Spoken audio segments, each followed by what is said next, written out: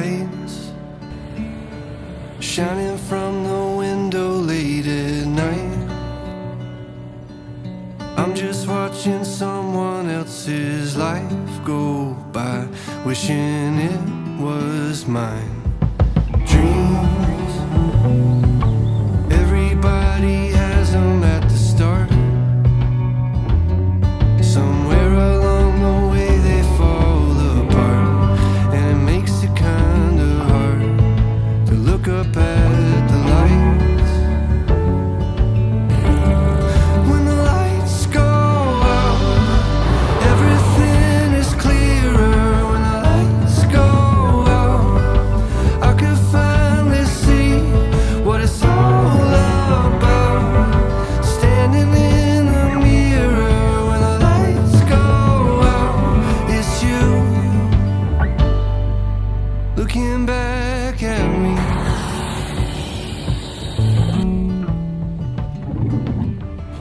Mais uma corridinha para a conta. Hoje eu corri bem menos, corri 5 km só, mas eu dei o meu melhor também. Acho que talvez tenha sido a melhor velocidade que eu fiz. Já tá sendo a semana mais cansativa, eu tô mais baqueado. Corri na terça também, foi bem intenso. Treino de tiro, depois eu treinei perna, tá doendo até agora. Ontem eu fiz um cardio mais pesado também. Essas últimas semanas a empresa tá sendo bem puxada, a gente tá passando por uma fase turbulenta, eu não sei bem o que vai acontecer nas próximas semanas, tá bem desafiador.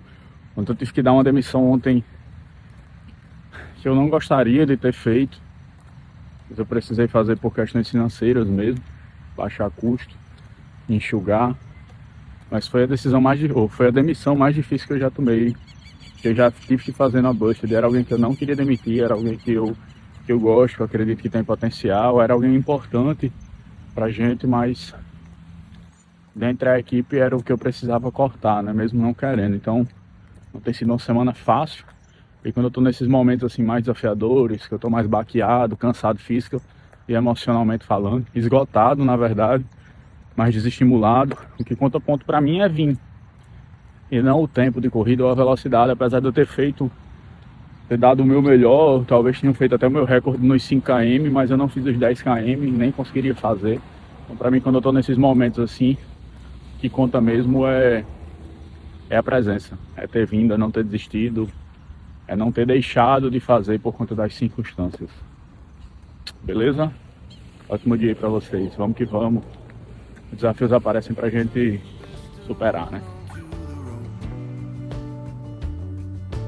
We all have a reason to let go, and it's easier to do, but it's better if we don't. E aí, vlog, bom dia. Essa semana Santa, né? A Páscoa que tá acontecendo, na verdade hoje é segunda, então acabou ontem. E aí recentemente eu me batizei e eu venho pensando já como trazer alguns aprendizados que eu tenho tido com Deus aqui para esses vídeos. E não só para esses vídeos, mas para toda a minha vida. Acho que esse é o grande desafio sempre, né?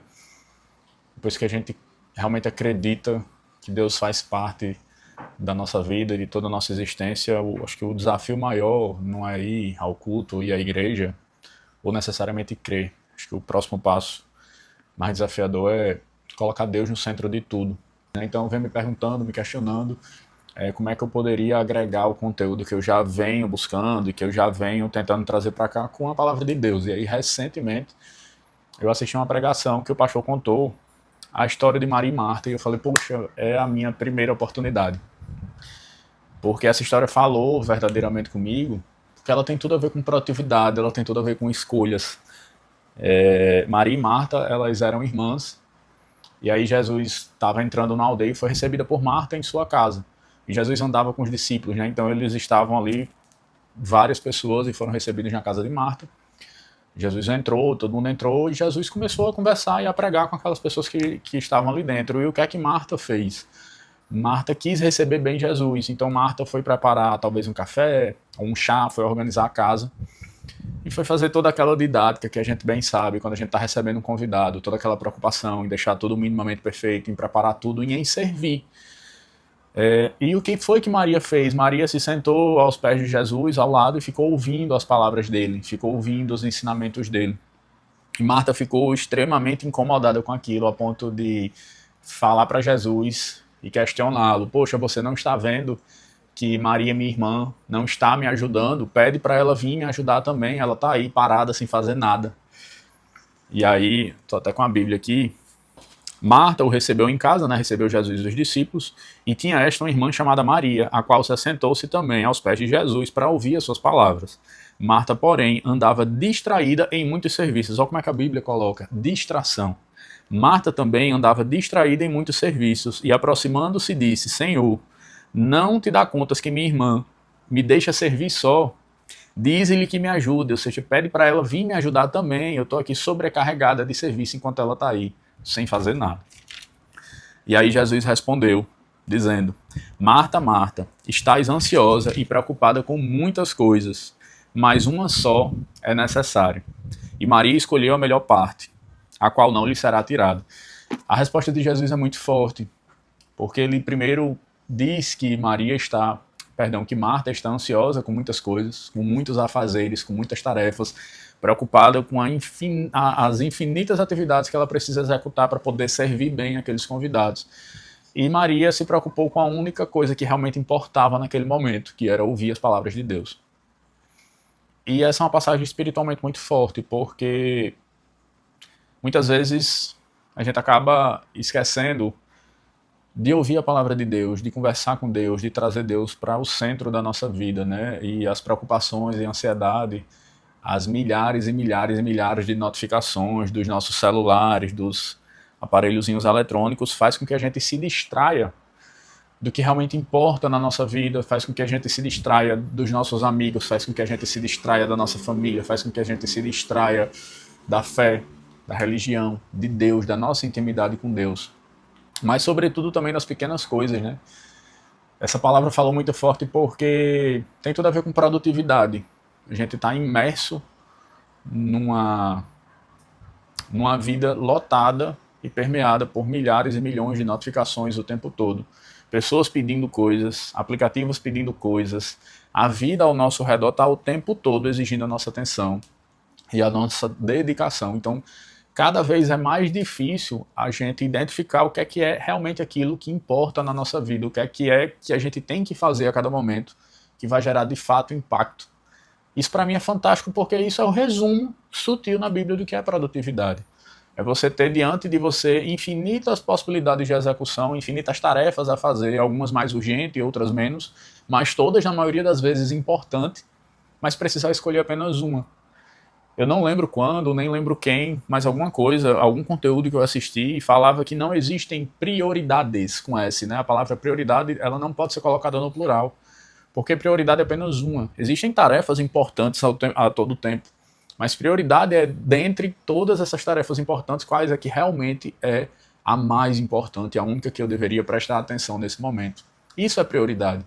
E saber distinguir, discernir isso é produtividade. Essa palavra também falou muito forte comigo, porque a gente vai se deparar com pessoas como Jesus, que vão saber olhar pra gente quando a gente está sendo talvez mais assertivo e escolhendo a única coisa que realmente importa para fazer, e vai saber incentivar. Mas eu acho que ao longo da nossa jornada a gente vai se deparar muito mais vezes com as Martas, que vão olhar pra gente, vão ver o que é que a gente está fazendo, muitas vezes a gente está tentando priorizar, mas não vão entender, porque está imersa ali na urgência, na quantidade de atividades que ainda faltam, e não consegue observar o que há de bom naquilo que você está fazendo, sabe? E aí eu me questionei muito quantas vezes eu não deixei o prioritário de lado. E eu não falo nem só com relação a Deus, sabe? Eu falo com relação a quantas vezes eu não deixei de estar com a minha família, quantas vezes eu não deixei de estar com a minha esposa, quantas vezes eu não deixei de brincar com a minha cachorrinha, que naquele momento era prioridade única, ali, única e exclusivamente porque eu estava com a minha cabeça atolada de informação, estava com a minha cabeça atolada de trabalho, com outras prioridades que eu acreditava que eram importantes com que eu executasse ali, e eu não consegui me deixar perceber o que é que realmente importava naquele momento. Então essa é uma reflexão que vem muito forte, assim, já de uns dias para cá. É impossível a gente conseguir fazer todas as demandas que as pessoas querem que a gente faça, é impossível a gente conseguir responder todas as pessoas que entram em contato com a gente, é impossível a gente conseguir consumir todos os conteúdos que estão à nossa disposição. Então, mais do que nunca se faz necessário com que a gente aprenda a dizer não, mas ao mesmo tempo é desafiador, porque nem sempre a gente tem o conhecimento, nem sempre a gente tem a clareza do que é que realmente importa naquele momento. Então venho me questionando muito, principalmente depois dessa passagem, e venho cada vez mais tentando entender a que coisas eu preciso dizer não. E a cada minuto, e a cada dia, e a cada momento que a minha vida passa, o que é que realmente é prioridade ali, naquele momento. Então essa palavra falou muito comigo, porque produtividade é nada mais, nada menos do que isso. É escolher as coisas que realmente importam, que realmente geram impacto na nossa vida. É planejar uma semana com ações que possa até não ser a semana com a maior quantidade de coisas que você fez, mas de repente uma semana ao qual cada dia você volte para casa satisfeito de tudo aquilo que você executou. E eu estou até nessa fase assim, de me acostumar a fazer menos, mas de ser mais assertivo no que eu escolho fazer. Escolher fazer as coisas que realmente importam para mim, as coisas que realmente importam para a minha vida, as coisas que realmente eu acredito que está impactando a minha vida, a vida da minha família, a vida de todas as pessoas que estão ao meu redor, inclusive da minha empresa.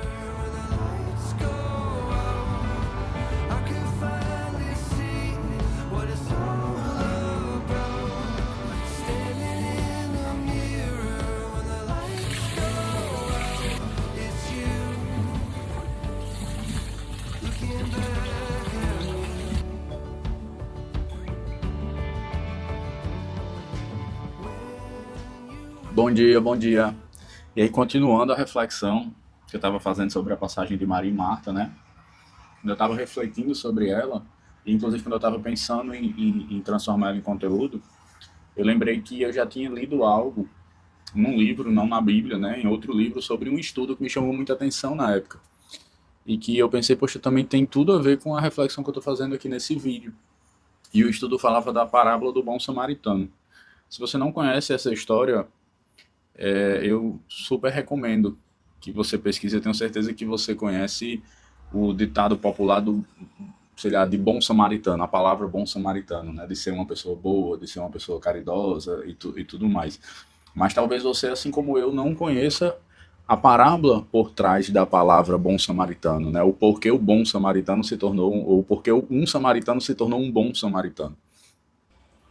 E aí, basicamente, o estudo ele foi feito por 2 psicólogos, e foi feito num seminário de teologia, com aproximadamente 70 participantes, né, 70 estudantes, e foi pedido com que eles preparassem uma apresentação.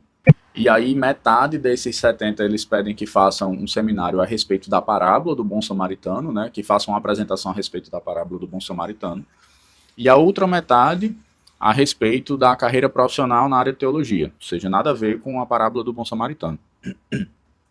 Depois que eles passam as instruções, que aí os estudantes lá preparam essa apresentação, né, algum tempo depois eles falam para os estudantes irem até outro prédio, fazer a apresentação para os professores que vão estar lá aguardando eles.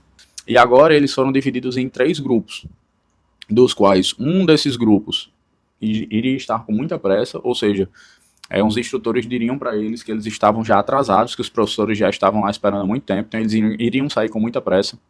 O outro, que era uma pressa moderada, falou, eles já estão lá, já estão aguardando só vocês chegarem para começar, mas ele não dizia que eles já estavam lá há muito tempo esperando. Então era uma pressa moderada. E o terceiro grupo, que era o grupo sem pressa, eles basicamente diriam que vocês podem ir tranquilos, que os professores ainda vão chegar lá e tal. O que é que era o experimento? O experimento era que na hora que eles saíssem da sala, iria ter um homem precisando de ajuda, não sei se ele estava doente, gemendo, tossindo, talvez estivesse no chão sentindo alguma dor, mas existia um ator que estava simulando uma necessidade, precisando de uma ajuda, e eles metrificaram quantas pessoas pararam para ajudar, de acordo com as circunstâncias que elas se encontravam. E o que é que foi identificado que é muito forte nesse estudo? É que aquelas pessoas que estavam com muita pressa, elas não pararam. Assim como a história de Maria e Marta. Marta estava totalmente focada em tudo aquilo que era urgente. Por quê? Porque Jesus estava já lá na sala, os discípulos estavam lá com eles, então ela precisava de forma urgente fazer tudo aquilo que ela gostaria de fazer para recebê-los bem. E muitas vezes a urgência nos cega, a urgência faz com que a gente deixe de enxergar tudo que realmente é importante naquele momento. Assim como no estudo, aquelas pessoas que estavam com muita pressa, ou seja, elas estavam com muita urgência de ir até o outro prédio para fazer a apresentação, elas não pararam para ajudar o cara que estava passando mal. Quando as que não estavam com pressa, quase todas pararam para ajudar o cara que estava passando mal. Isso traz uma reflexão mais profunda, inclusive para quem é cristão, ou para qualquer pessoa que queira exercer o bem, independente de religião, de crença, de fé, de qualquer outra coisa. Se você é só uma pessoa que, embora não acredite em nada, mas você quer ser uma pessoa melhor, você quer fazer o bem. Qual é o nível de pressa que a gente tem levado à nossa vida que vai nos fazer não conseguir enxergar tudo aquilo que realmente importa que está ao nosso redor? Muitas vezes a gente está ali na igreja, a gente está ouvindo a palavra, a gente de repente até está lendo a Bíblia, mas esses princípios eles precisam estar muito enraizados para que a gente não os percam diante da quantidade de distrações que a gente tem no dia que nos colocam em estado de urgência. E sobretudo, tem um princípio que minha mãe falava muito e que é um princípio cristão também, que é o vigiar e orar, né? A vigília ela é muito importante e o vigiar é sobre isso. Não é vigiar externamente, não é olhar para fora, não é prestar atenção no que é está acontecendo ao redor, é vigiar internamente, porque se a gente não vigiar internamente, o que é que a gente está sentindo aqui como nível de pressa, por exemplo, a gente não vai conseguir prestar atenção em quase nada que está acontecendo de importante ao nosso redor. Eu queria compartilhar com vocês esse estudo porque ele é muito marcante, assim. Muitas vezes, conhecer e saber da palavra de Deus não vai fazer diferença nenhuma se você não conhecer a si mesmo, sabe? Se você não conseguir identificar que naquele momento ali era mais importante você saber sobre si e entender que você estava com pressa e que você precisaria bloquear aquela sensação de urgência de repente, porque tinha algo muito mais importante para você fazer naquele momento, do que simplesmente conhecer a parábola do bom samaritano. Isso para mim é muito forte, me traz muitas reflexões, como é que eu tenho levado meu dia, como é que eu venho levando a minha vida, e de como é que eu posso olhar para dentro de mim mesmo e me tornar uma pessoa melhor, sem me distrair com as infinitas possibilidades e distrações que a indústria, que as pessoas têm colocado ao nosso